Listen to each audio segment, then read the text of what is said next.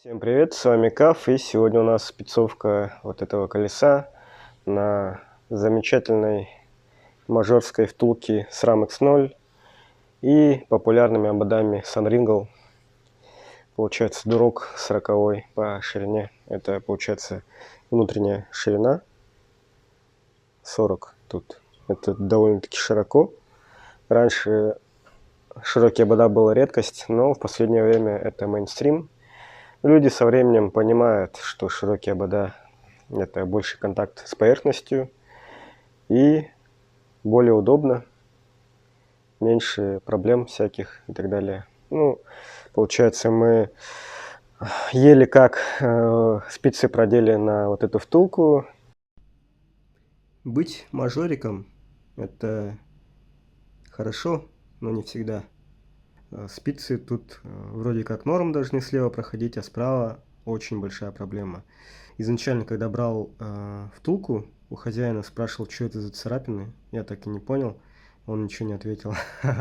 Оказалось, это царапины из-за того, что спицы тут очень плохо проходят. Внутрь-то я норм засунул, не поцарапав, кстати, втулку. Засунул спицы. Спицы, конечно, в некоторых местах покривились. А вот с внутренней стороны во внешнюю проносить спицы, это очень большая проблема. Видите, как спица погнулась? Это вот эти замечательные маркетологи SRAM X0, это же американская фирма. А вот обод Sunringle, дурок на 40, 27,5. Сейчас это очень популярный обод, потому что он стоит не так много. Он бескамерный, он широкий, он крепкий. А крепкость еще заключается в том, что тут шов. Ну, люди думают, то, что самый крепкий шов, который может быть в колесах, это сварной шов. Но на самом деле нет. Тут он просто, получается, этот шов по стандартному закреплен. Обычно с двух сторон две планки стоят, с левого борта и правого борта. А тут вместо планок двух целая пластина от сих до сих получается. И эта пластина держит обод по всей плоскости. На самом деле это очень круто. Это очень крепко, это надежно. Намного лучше, чем сварной шов.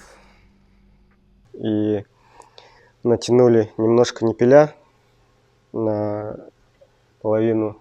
И у нас есть масло. Это такое ноу-хау, читерское изобретение. Получается льняное масло. Я его еле как в Якутске нашел. Только в одном магазине было. И также, получается, в аптеке взял емкость это для анализов, получается, емкость и пипетку. И получается, необходимо где грани спиц прокапать на каждую спицу и подождать некоторое время. Ну, минуты 2-3, в принципе, достаточно, там, может, 5. Когда вы будете спицевать, то ниппеля очень будут хорошо идти по спицам. И потом, когда затянете все это дело, заспицуете, прессуете, еще раз проверите все на центровку обода, на яйцо, на восьмерки там и так далее. Нужно подождать еще там сутки, либо двое суток лучше. И только потом одевать на велосипед. Почему? Почему это надо? Дело в том, что льняное масло, оно имеет такое свойство, можете погуглить.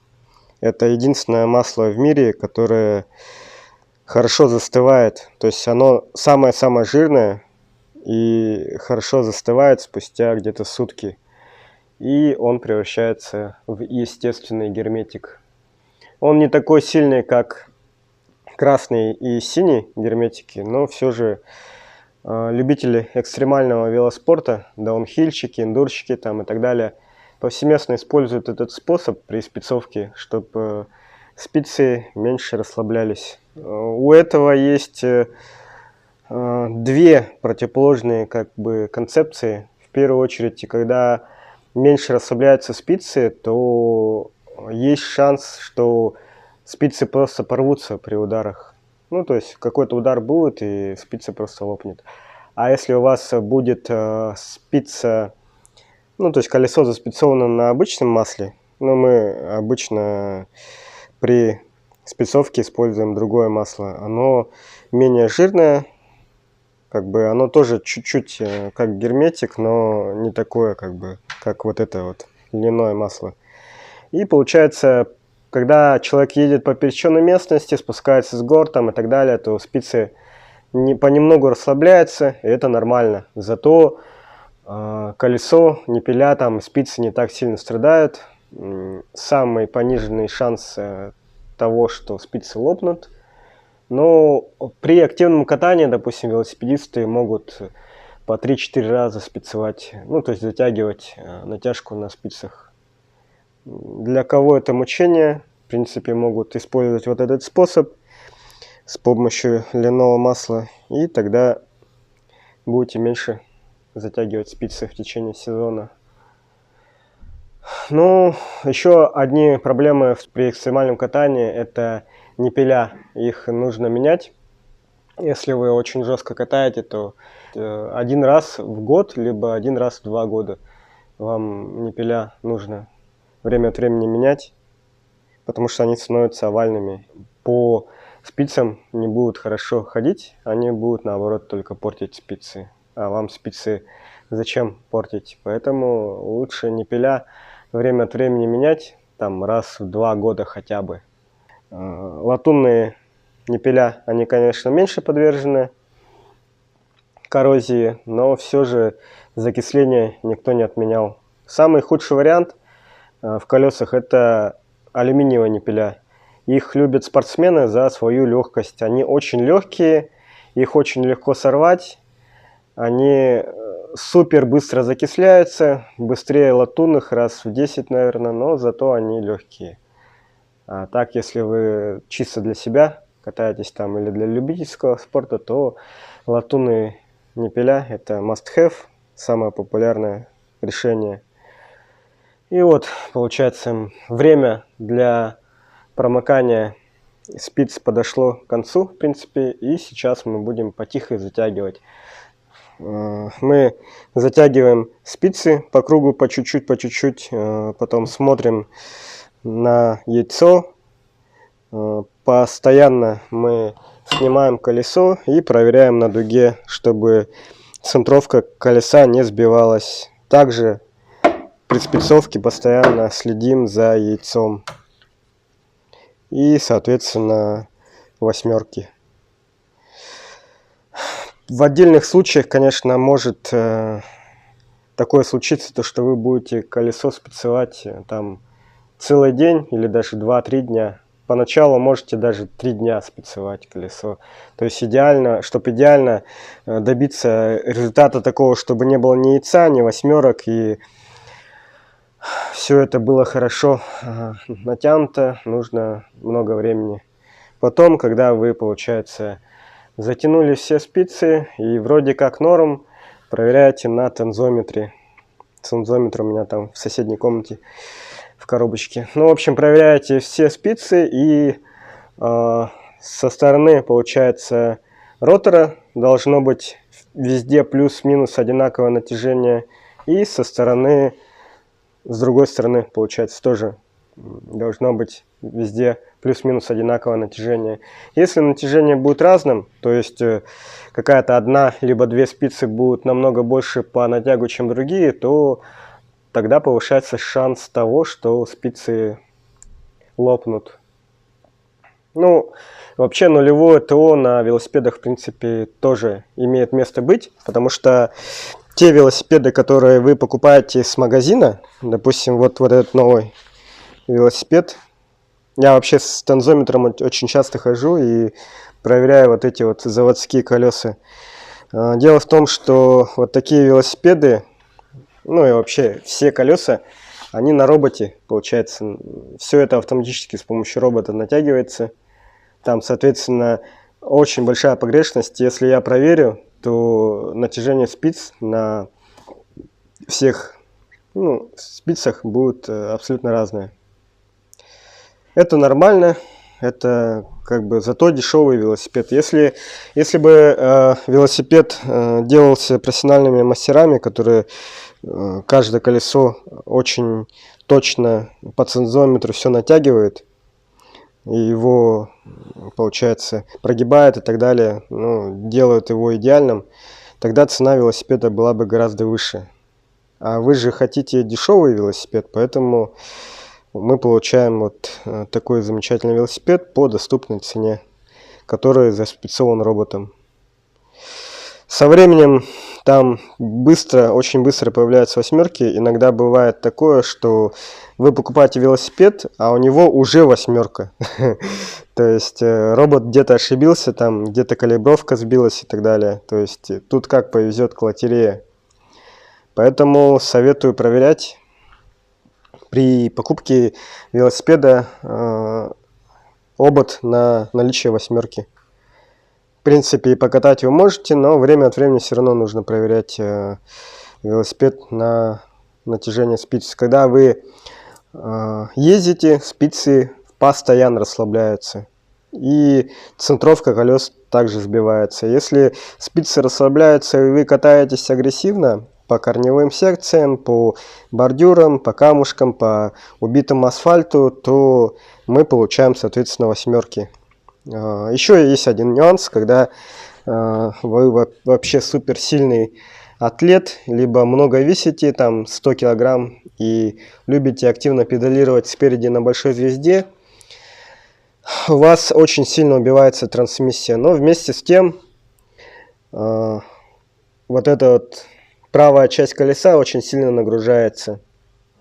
Соответственно, расслабляются вот эти все спицы на правой стороне. И что вы думаете? Колесо уходит в левую сторону.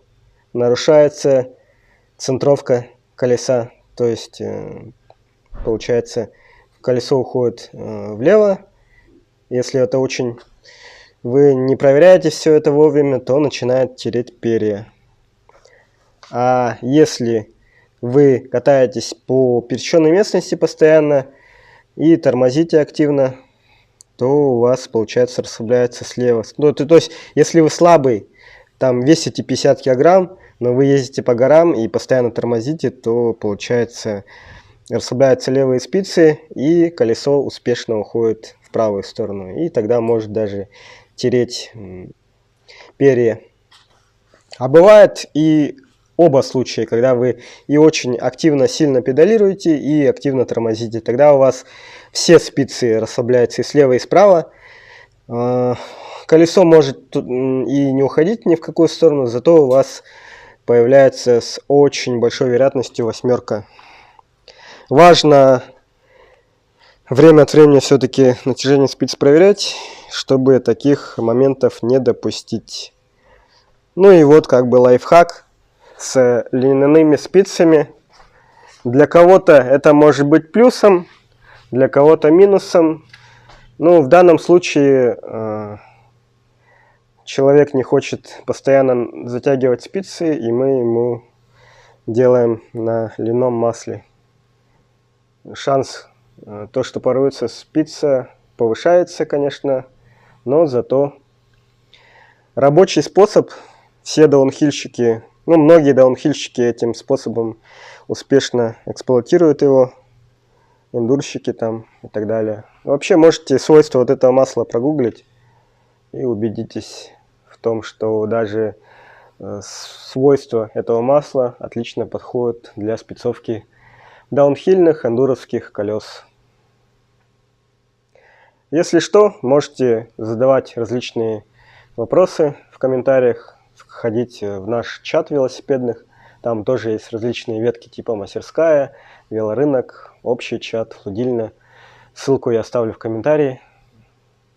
Так что всегда рады комментариям, отзывам, лайкам, подпискам. A few moments later. Ну вот, в принципе, колесо и готово. Осталось только установить туда бескамерно покрышку и поставить на велосипед. Тут барабан у нас XD, втулка X0, SRAM X0. Стоимость этого колеса Давайте посчитаем. Втулка, хозяин говорит, стоит 60 тысяч. Обод где-то 5 тысяч стоит. Вот этот ниппель в районе косаря, наверное, так как он фирмовый. Это уже сколько? 65.